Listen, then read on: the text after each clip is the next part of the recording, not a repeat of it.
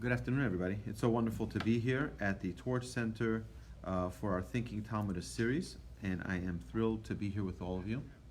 And it really is an incredible opportunity to be here and to learn Talmud every week. Sometimes I take it for granted that we have such a great group here every Friday, that we can sit and learn and study Talmud, and we try to connect it with the weekly Torah portion. Not always successful at doing that, but it really is an incredible thing, and I want to thank you all for coming. Thank you, Ed, again for securing our lunch. I had nothing to do with it today. Today you didn't, but it's your inspiration that makes it happen. So I want to thank you for that. Okay, so we have the Talmud. I want to go to the Talmud in Chullin. In Tractate Chullin, and it's page 91a at the bottom. And the Talmud talks about many of the lessons or many of the learnings of the Gid Hanasha. The Gid Hanasha is the T-bone, right? We know that Jacob had a struggle with an angel, and the angel hit him. Where did he hit him? Sciatic nerve. The sciatic nerve, right? Mm-hmm. Right. So now we even though this is one of the we'll leave that topic. I don't want to get into it. I don't want to get confused. We can learn the whole Talmud if you want. You can learn at the beginning of 91a. We can learn about it. I wanted to get to the next part where it starts learning other things about Jacob's fight with the angel. It says, "Vayivasir Yaakov levado." The verse states, "And Yaakov remained alone, and a man wrestled with him until the break of dawn." Right?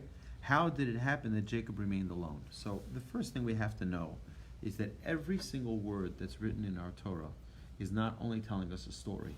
The Torah is not here to be our storyteller and to be a thriller of the next novel, right? The Torah is not a history book. The Torah is here to tell us lessons.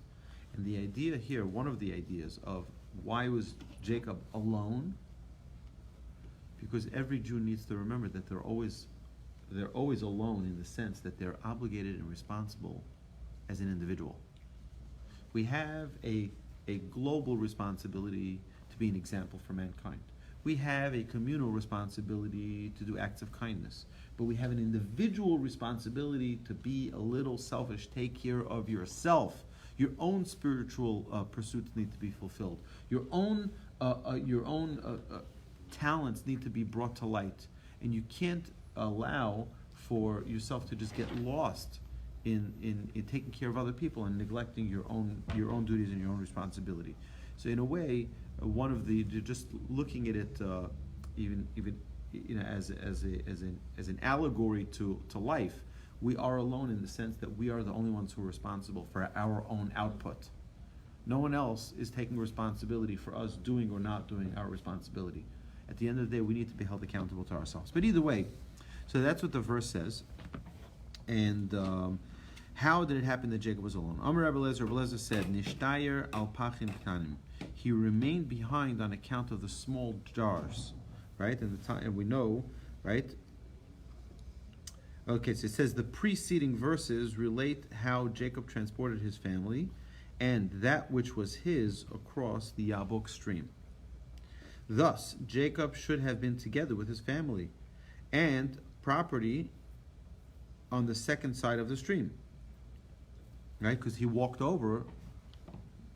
How did it happen that Jacob remained alone on the other side, right? And when it says here that he remained for the small jars, that is, when the preceding verse states that Jacob brought over that which was his, it referred only to significant articles and livestock, but the small jugs still remained to be ferried across. It was on account of these insignificant vessels that he returned to the other side of the Yabok stream and remained behind, alone, until it became dark. It's a very interesting thing. Our sages tell us from here that we see that the sages were careful even for the small little possessions. Sometimes, something can happen and, it's like, just throw it out. It's okay. And we see that our sages, one of the things that made them great is that there was no such thing as something being too invaluable to not have regard and respect for it. One of the great, I shared the story recently, but my mother went to a shiva call for a great rabbi who lived in Muncie, and my mother and my parents and the community adored him as like one of the leading Torah sages, Rabbi Mordechai Schwab. And my brother, actually my youngest brother, is named after him. And at his shiva, my mother was close to the Rav, the rabbi, and his Rebbitzin. And the Rebbitzin said an incredible story. She said that when he had a pair of pants that were worn out, so I don't know what most of us would do, but what he did is he didn't just throw it out. First, he folded it neatly, and he put it on his bed, and every day he would stroke the pants and say, "Thank you for keeping me warm. Thank you for dressing me so nicely. Thank you for being so good to me." And then he'd move it over a little bit towards the end of the bed. And then the next day he would do the same thing until it got to the end of the bed. And finally it was at the end of the bed, then he would fold it up nicely, put it into a bag and throw it out. Because there's no such thing as something which doesn't have value. We have to appreciate everything that we have. And what Jacob is demonstrating here, he went back for what? For the few small little things. Just throw it out. That's fine. Just throw them out, right? You're a realtor, a world-class realtor here, right? I'm sure you see people moving in and out of homes, and they say, you know what? Just leave it. It's fine. Let them keep it, or just throw it out. It's like people, a person of true godliness cares about the small things just like they care about the big things, right? There's no such thing as something of value that we say, it's okay, just get rid of it. And Jacob is demonstrating that here, that even the small jars, the small little jugs, right? He went back for them to go get them. He says, "Nishtayir al pachim ktanim." He remained behind on account of some small jars. Mikan, from here we learn that tzaddikim, regarding the righteous, shechoviv aleim emonum yosem megufam, that their property is more precious to them than their own bodies. What does that mean? Right? So I just want to read to you some of the commentary here. V'kol kach lama, and why do the righteous care so much about their property? Lifi she'ein poshtin yidein begezel, for they do not stretch forth their hand in acts of theft. Meaning, they care for every little bit so that not to come to a point of theft, of stealing from someone else. And it's something to consider here. So let's see what the commentaries say here. The Torah indicates that the entire ferry operation took place at night, for the passage begins, and he, Jacob, got up at that night and took his 2 wives and his 2 handmaidens and his 11 sons, and he crossed the ford of Yabok. The narrative then continues until the verse, and Jacob remained alone, and a man wrestled with him until the break of dawn. What then does Rashi mean when he says that Jacob remained behind until it became dark? Rabbi Aryeh explains, one of the commentators, that Jacob transported his family and possessions until under moonlight, but when he remained behind for the small jugs, the moon set and he was left in total darkness. Right? Jacob stayed alone in the dead of night and put himself in some risk in order to salvage these relatively insignificant items. So the commentators explain that certainly the righteous do not hold their property dearer than their lives. Nothing is more precious than life. Rather, this principle means that the righteous are willing to sustain temporary minor discomfort rather than incur expenses to avoid them. Thus, we find that the Amora Abba Chilkiah preferred to expose his shins to thistles whose cut would quickly heal, rather than cover them with a garment that would become ripped. Right? I prefer my body to get small scratches than my clothes be torn. Because my body can get healed, the clothes won't, in a sense, right? But the idea is not to incur additional expenses than necessary. Okay, we understand what that means, right? So the Gemara continues to the second segment of the aforementioned verse. Vaye'avik ishi ma'adelos hashachar. This is a very interesting thing, and I'm sure we'll see it in a minute in the Talmud.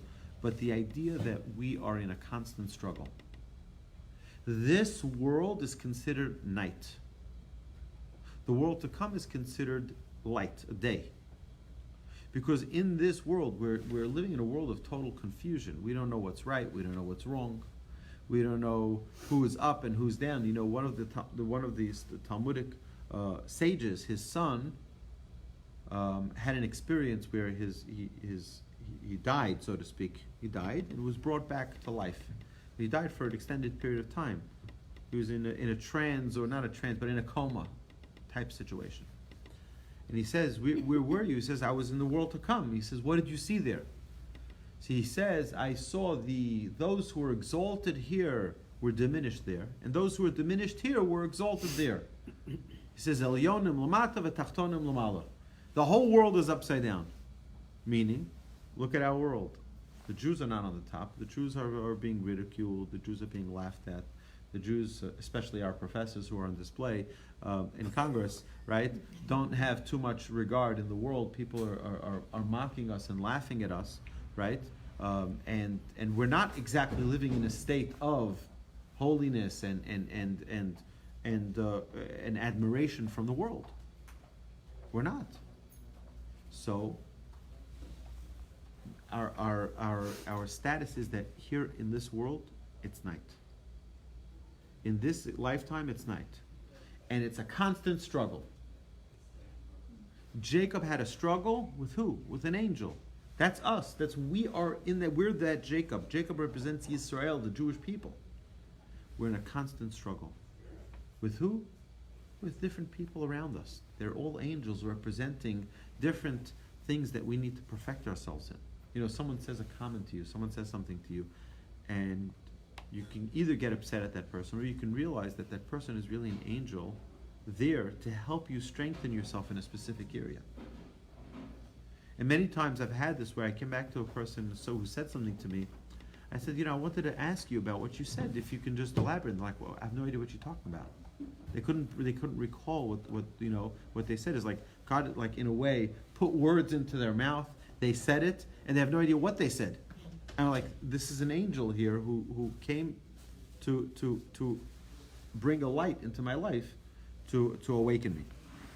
Okay, the verse continues, and a man wrestled with him until the break of dawn. Rabbi Yitzchak said, Mikan, from here we see the Talmud Chacham regarding a Torah scholar, Shelo Yetze Yechidi Balayla. We learn that he should not go outside alone at night. We'll see in a minute how we can apply this in modern day. Okay? For they were afraid that if they become impoverished, the commentaries say, they will be tempted to stretch forth their hand in robbery. It's going back to why the scholars are careful with every dollar, with every little bit. Alternatively, this line of the Talmud should be translated, because their hand never touched stolen money, that is, whatever they have is theirs honestly, and is therefore precious to them. Now, regarding Jacob here, that a scholar should not go out alone at night, Jacob remained alone, and he was harmed. Since the Torah adds that the angel fought with him only until the break of dawn, this indicates that the forces of destruction are empowered to do harm only at night, and thus this danger to a Torah scholar remaining alone without protection exists only in the dark of night. So we've discussed this a couple of times here, but I think it's important for us to mention this, is that why is it only Torah scholar? Because Jacob was a Torah scholar? So I think it should apply really to anybody of authority, even priests. Imagine if they weren't alone, how many troubles we wouldn't find in the church with molestation and things like that. If there wasn't an ability for them to have total secrecy and privacy with other people, constituents, children, women, right? Things that could be going on in a very terrible way, right? I don't think that this just applies to perhaps it doesn't just apply to Torah scholars. I think it's every single individual, particularly someone who's of power, someone who people come and they confess their their sins, their deepest secrets, and they share, and they're vulnerable, and they could be hurt. They could be hurt the most, which is why, we have here at Torch we have policies regarding that, right? It's why we have windows in all the rooms. There's no such thing. There's no privacy, right? You can sit here at a table and meet with the rabbi, but there are people coming and going. There's no privacy. There's cameras everywhere, right? It's for that reason. Because we need to be like a Jacob. We can't allow the dark of night to be as a veil of privacy, and it could be dangerous. So that's what the Talmud says. The Talmud continues now in 91b in Chullin. It says, "Hinehu zore es goren haseorin." Behold. Sorry. In an alternative source to that a scholar should not go out alone at night, Rabbi Abba Bar Kahana said, Rabbi Abba Bar Kahana Omar Mehacha, we derive it from here. It says in Ruth 3:1, it says, Hinehu zores goren hasorim. Behold, he, Boaz, will be winnowing the barley pile tonight. Another source, right? So I don't know where do we see Naomi planned for Ruth to camp out in Boaz's silo and to reveal herself to him after he lay down to sleep.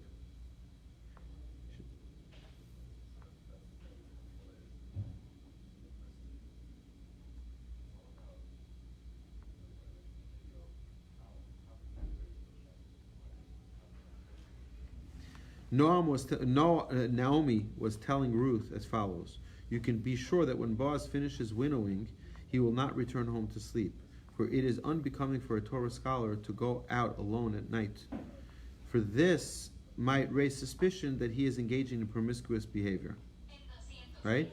He will sleep in the silo, and this was an opportunity for her to meet with him. Okay. Another source, Rabbi Aryeh Wolbe Mehach, we learned it Vayashkem Avram Baboka Vayachvosh Es Chamoro. Right? It says Es Asona. What it says regarding Abraham, that Abraham awoke in the morning and he saddled his donkey. Right? And why was that in the morning? The verse relates that when Abraham prepared to travel to the site of the Akedah, the binding of Isaac, he left in the morning, but not prior to that, so as not to travel at night, even though he was not traveling alone, but with Isaac and two other lads. Right? How much more so should one avoid traveling at night alone?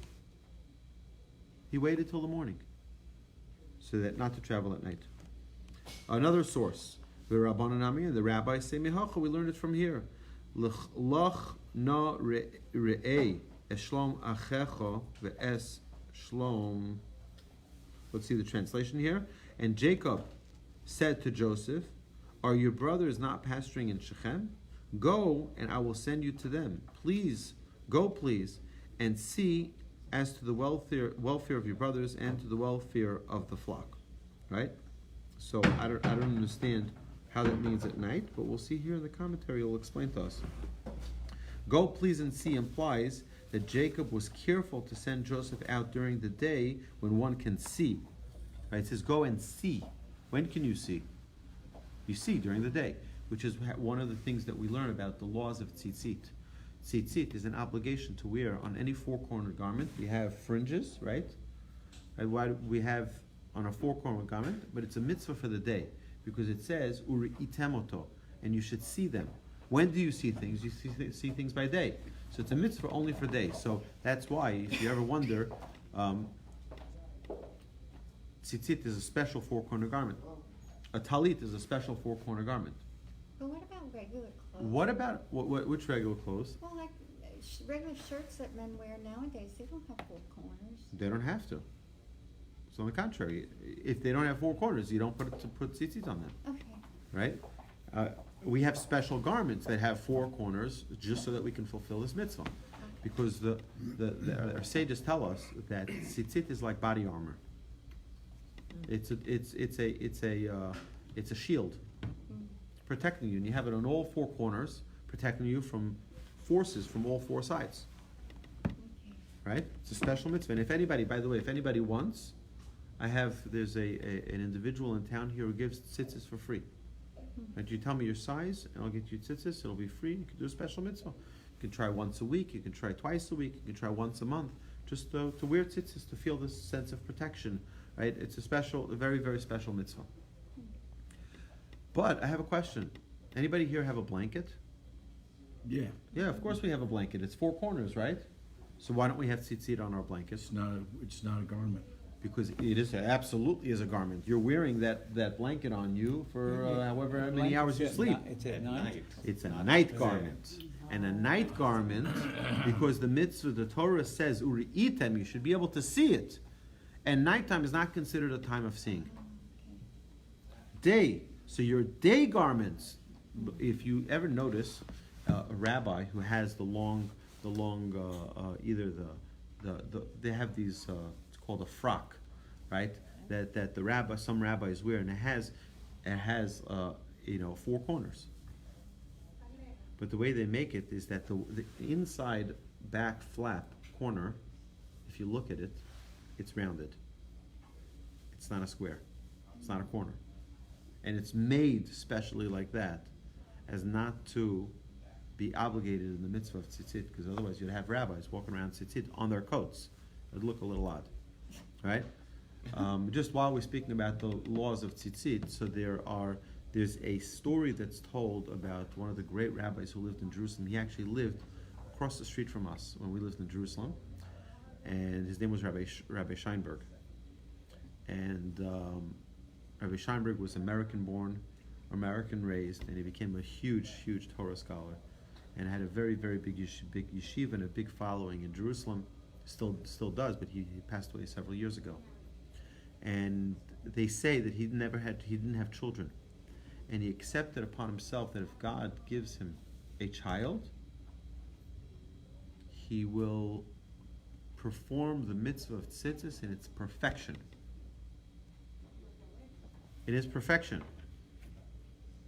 And I've seen him numerous times. If you look online for a picture of Rabbi Scheinberg, you'll see him. He looks like a football player, because he looked like a holy, righteous football player, right? And it's because you see a little head with a little beard, right? But you saw a mountain of tzitzit on him. A mountain of tzitzit, because part of his obligation to doing in perfection is that there are, I believe, 101 different opinions on exactly all the different opinions on what the proper way of wearing tzitzit. He wore all of them. Wow. And every day he would put on 100 pairs of tzitzit. And you know something? He had a child. Oh. Right? Remember we mentioned recently, make a deal with God. Make a deal with God. Right? And here he made a deal with God, and God always comes through. So it really is amazing. But you'd see him at a time when he was older, and I've gone to his house numerous times with my children to get blessings. He lived right across the street. So, I'd see him sometimes on Shabbos. They would wheel him on a wheelchair from the yeshiva to his house. And you'd see like this big mountain of tzitzit with a head sticking like in the middle. You'd see like he had a beautiful smile and a light that glow. But, to perfect the mitzvah of tzitzit. Now, there are many people who wear tzitzit under their shirt.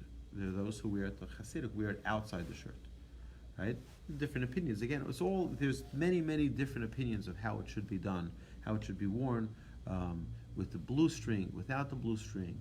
Should it be on, I can show you, and we can do a whole demonstration of understanding mitzvahs, but there's just one mitzvah to do it in its full perfection. Some wear wool garment, some wear cotton garment, some have this and that. There's many, many different variations of the same exact mitzvah. Here's the amazing thing.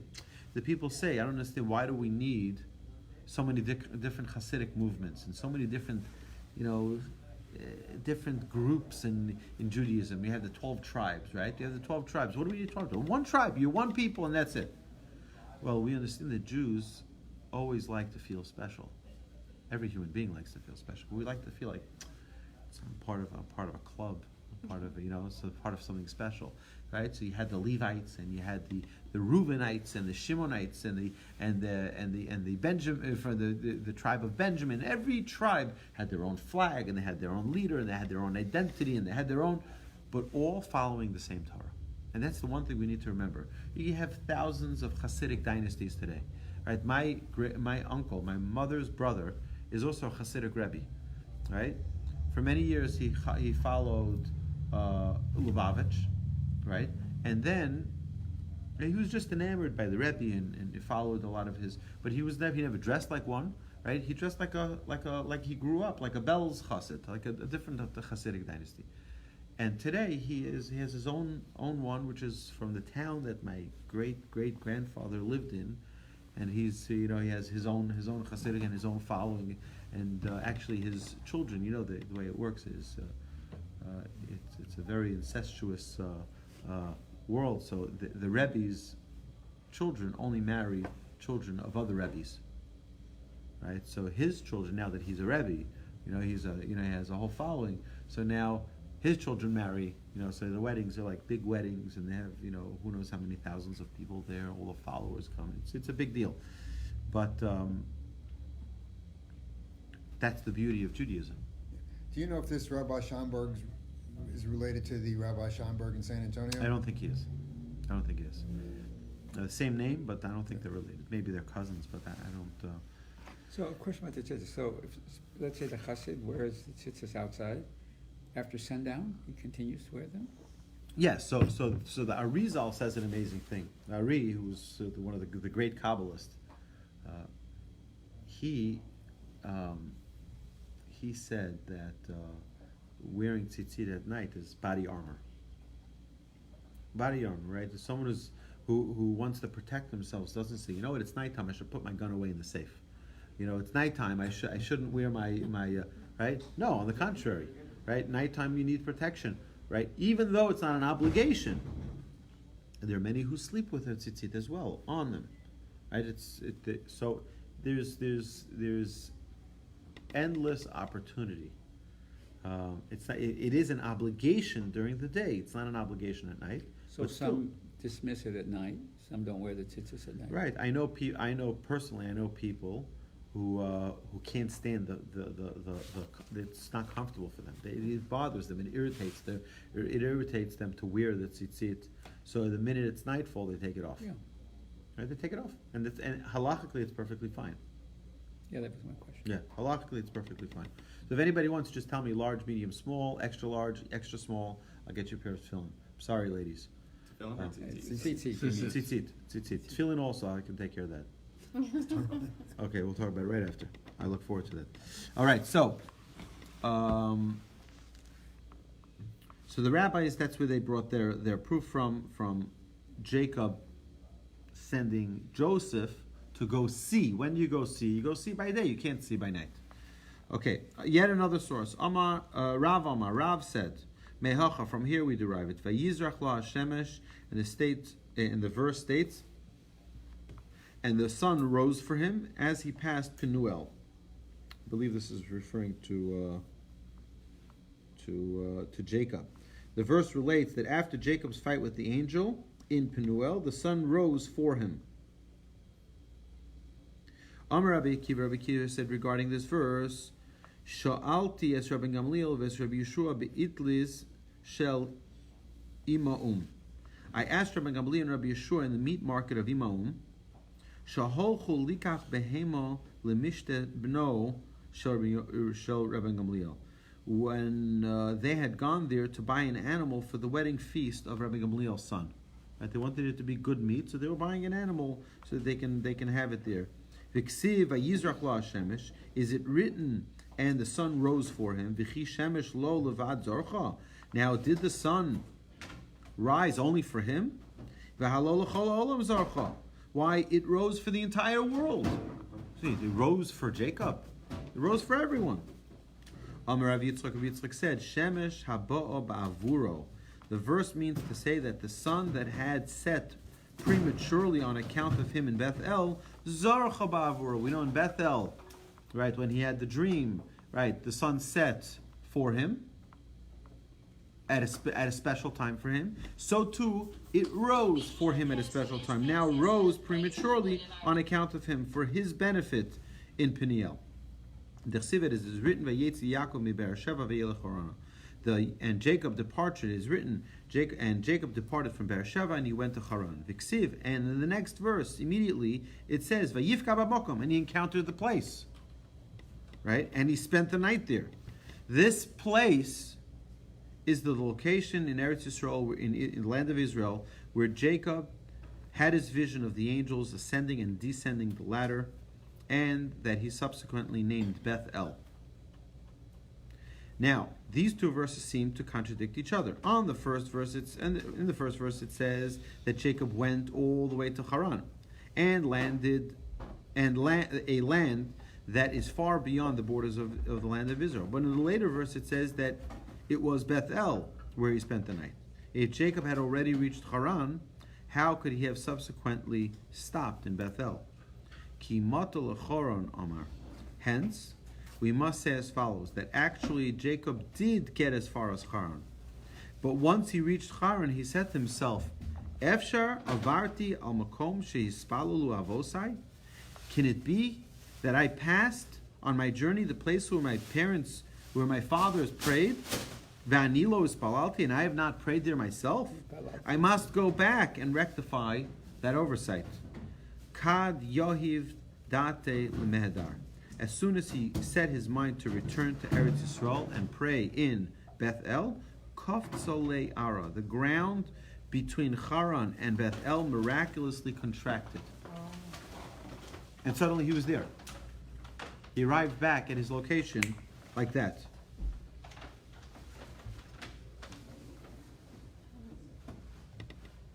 Miyad vayifkam Yokum, and immediately he encountered the place Beth El and prayed there. Right? Kad soli boy lemedar. When he finished praying, he sought to return to Haran. Amar Kodesh Baruch Hu, the Holy One, blessed is He, the Almighty, declared, Tzadik zeh bol leves meloni v'yifoter belolina. Right? This righteous man Jacob had come to my lodging place. Right? Because Kizeh Shara Shemaim. This is the gateway to heaven. Right? He came to my lodging place. Shall he depart without spending a night? Absolutely not. Miyad ba hashemesh. Immediately, right, a miracle occurred and the sun had set, right, forcing Jacob to spend the night there. So what do we see from here? We see from here proof that Jacob didn't want to travel anymore at night, right? Because it's not appropriate for a righteous person to travel at night. So God set the sun immediately, and now he had to stay there. So he slept there. And then you have the rocks fighting with each other, and we'll see that in a minute. In any case, we see from here that Jacob could not set out on the road once the sun had set. This is the source for the rule that a Torah scholar may not go out at night alone. Having cited the passage regarding Jacob's stay in Bethel, remember the segue of how the Talmud works, the Gemara now digresses to discuss other verses in that passage. It says that when Jacob lay down to sleep in Bethel, he took from the stones of the place and placed them by his head, which implies that he placed many stones around his head. It says me'avnei. Remember we did that. Me'avnei hamakom, the stones of the place. But it says later, v'ksiv vayikaches ha'even. Right? But this appears to be a contradiction by the verse that says later, and he took the stone that he placed by his head. Did he put stones or a single stone? The Gemara resolves the contradiction. Amar Rabbi Yitzchak. Rabbi Yitzchak said, this teaches us that all the stones that Jacob placed around his head gathered to one place. For each one of those stones were saying, upon me shall the righteous one lay his head. Tana, and it has been taught in the Brisa, v'chulam nivlu'u be'echad. God made a miracle, and all the stones became fused into one. Hence, by the time he woke up, there was only one stone. Now, there's a lot of commentary on this. The commentary, we'll see some of the commentary, but why did they come to one? Was that the number of tribes on the west side of the Jordan? Well, no, there were 2.5 tribes on the east side. I On the said west side, there were 9.5. 9.5. There were 9.5. But one of them was Levi. Not including Levi. Not Levi was including- what had a portion in everyone's. Right. Levi had a portion in everyone's. So how can it be? How can it be that? Wait a moment. Was this before Rachel died? I mean, before. Yeah, Rachel died. This is before he met Rachel.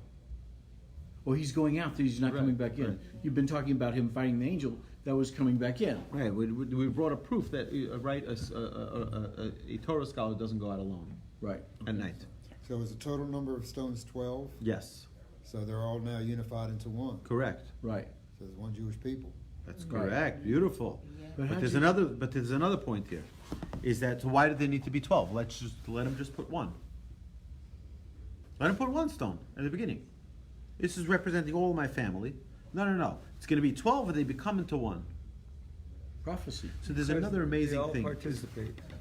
Right. So everyone participates. Everyone's an equal contributor to the Jewish people. That's number one. But there's another very, very important thing. We mentioned this, I believe, last week. That a righteous person brings the physical to him. Right? The physical gets elevated to the person. While someone who's a lowly person, the physical pulls them down. They become more entrenched in physicality. They become more immersed in materialism, right? A righteous person pulls it up to him. Very interesting. We see by Abraham that it says that Abraham, when he purchased the land from Ephron, it says a very interesting term. It says, Vayakam ste Ephron. And the land of Ephron rose up. What did it rose up? The land was there. You bought the land. What's the big deal?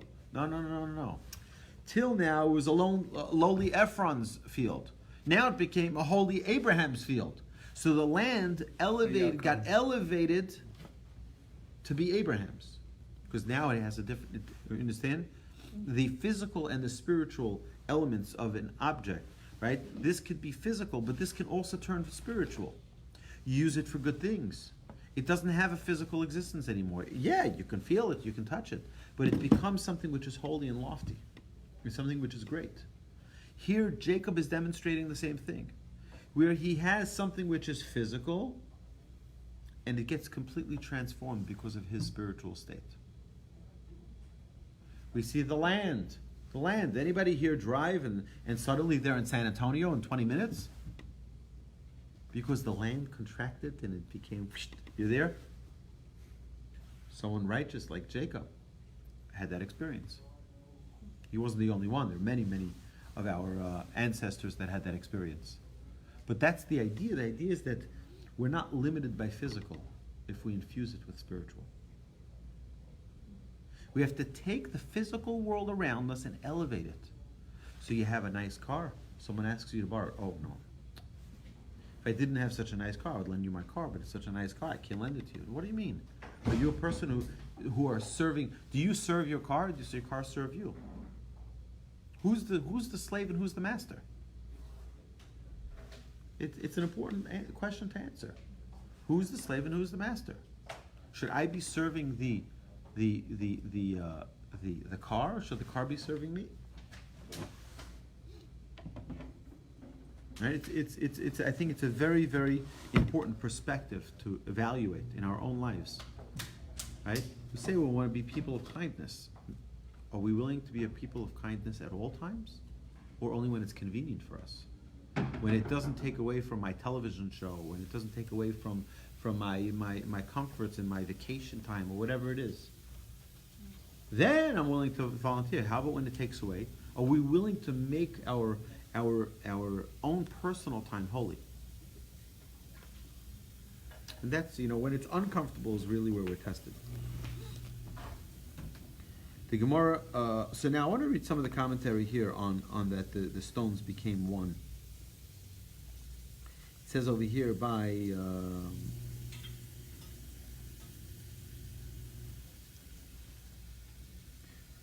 So why did he put stones, not one stone? So it says that he took 12 stones and placed them around his head, so that to protect himself from dangerous animals. So he made like a little fort, a little fence around himself, so that he should be protected from dangerous animals.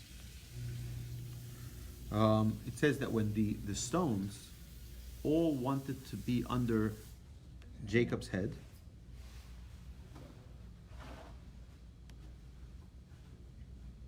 and then we see that they were arguing, I want the tzaddik to put his hand on me.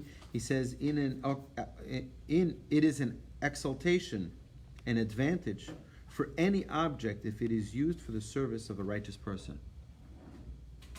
Right?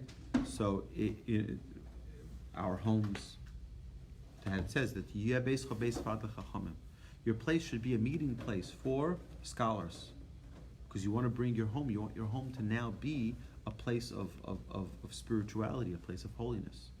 You know, there are people who will do anything to get an opportunity to drive a holy rabbi, pick him up from the airport. There are people who why? Because they want not only time to spend with a holy righteous person, but also to have the holiness in their midst, in their possessions.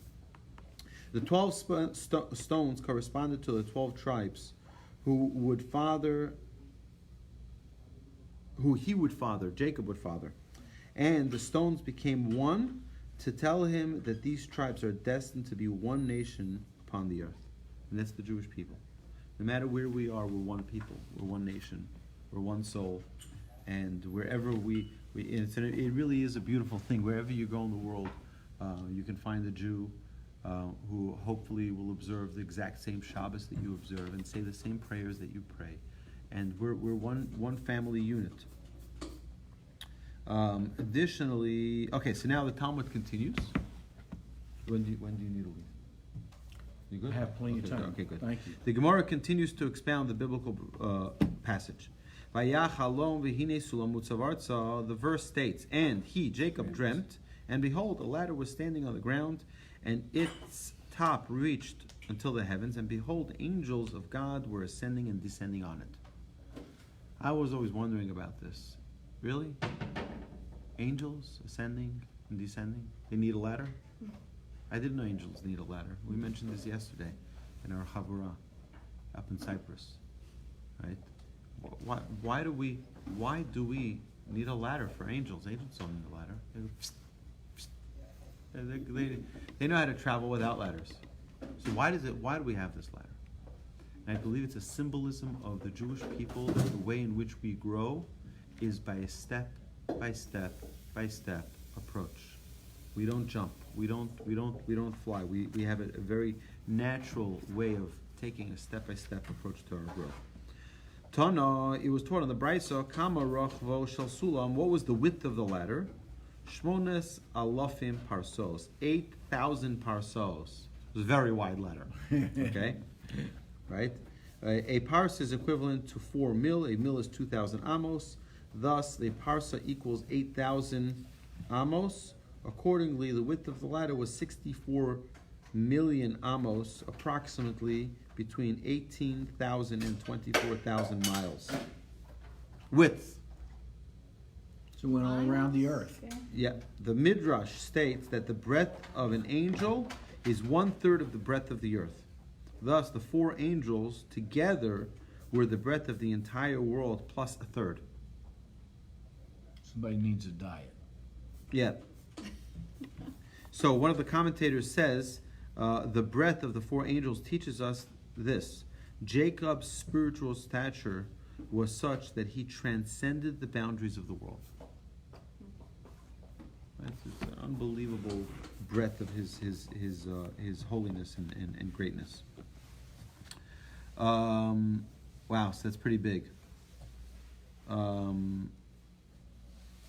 Dichsiv, because it says the verse, so we just say it's 8,000. You got to have a verse. You got to back it up. And behold, angels of God were ascending and descending on it. Olim shnayim. Now the plurals is ascending, indicates that there were 2. Okay, olim is plural, so it needs to be more than one. So there's at least two together side by side. V'yordim shtayim, and the plural descending indicates that there are two angels descending the ladder together side by side. V'chipagu b'hadei adodi havaluhu arba, and thus when the ascending and descending angels met each other, when they passed each other, there were 4 angels across in the width of the ladder. V'ksiv bei b'malach, and it is written with respect to an angel, v'ugviyaso ketarshish, and his body was like the sea of Tarshish, ugemirib de Tarshish trei alfe parsi havu. And we have a tradition that the sea of Tarshish was 2,000 parsos wide. Right, if it was 2,000 parsos wide, it was pretty big. That's 8. Yeah, so 2,000 parsos is the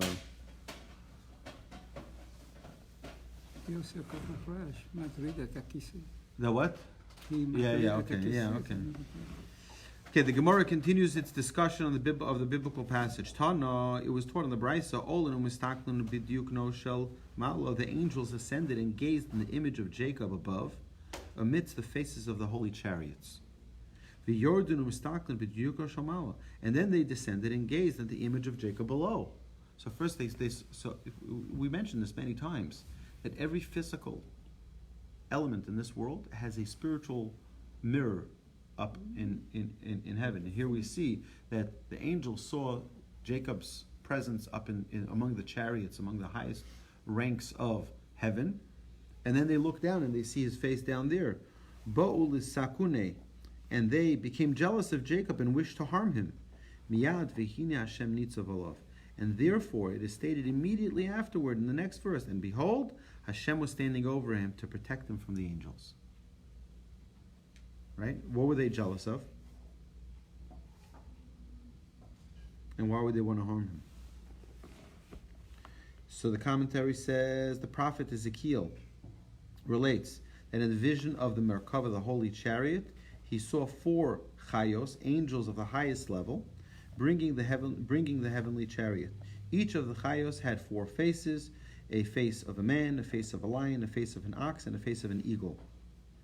Right? The face of the man in the 4 chayos was the image of Jacob. They look, they're like, 1 second. It's that guy. It's Jacob. Right? Right? Tosfos notes that this brisa apparently maintains that the angels that ascended and the angels that descended the ladder were one and the same, in contradiction to the previously cited brisa, which maintained that the ascending and descending angels met up with one another and were 4 across. He says it was the same ones that went up and down. Okay. According to the verse here that says Nitzav Alav, that God was standing over him. According to the exposition, the word Alav is not translated over it, over the ladder, but rather over him, over Jacob. Okay? The angels did not want to harm Jacob on purpose. They just wished to look at him out of envy. But as they approached, they naturally endangered him on account of their intense heat.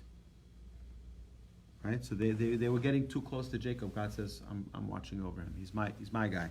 I got him covered. And like God does for us all the time. Now, it's very interesting. This, the Torah tells us. Torah was written by the word of Hashem through the hand of Moshe. Let me ask you a question. Does Jacob know what was going on? Jacob was sleeping.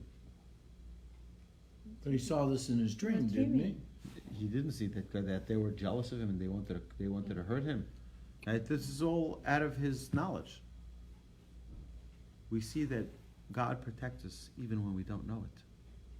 There's so many instances. We see the same idea by Bilam. He was asked by the king, right, Balak, to curse the Jewish people. Moses is sitting there with the people in the desert, and they're doing their thing, and there they are on top of the mountain. They're looking down. You see those Jews? Want to curse them. Moses has no idea of any of this going on. He's writing the Torah. He's like, what? When did this happen? I wasn't there. Right? God says, you see, even when you're not looking, I'm protecting you. God doesn't rest and God doesn't take a break and He doesn't take a vacation. He's our protector. He's our defender. He watches over us. And the things, you know what? How many times we could have gotten that job? Oh, I wanted that job, and the guy he's anti-Semite. He's an anti-Semite. That's why he didn't hire me. We come up with all of these things. You know what? Hashem protected you. He protected you. Yes. We'll never know why. We'll never know how. Like the story of Moses. Moses happened to find out he was the person writing the Torah. Imagine he's writing this like, what? When did this happen? Right? Hashem is our protector. And here we see the same thing with Jacob. The Gemara comments here. Amar Reb Shimon ben Lakish, Ilmale Mikra Kosov. If the verse would not if it wasn't explicitly written, Ef Shalom, it would be impossible for us to utter its implication. Adam Shemeni Fis Beno. For it describes God like a mortal who is fanning his son to protect him from the heat.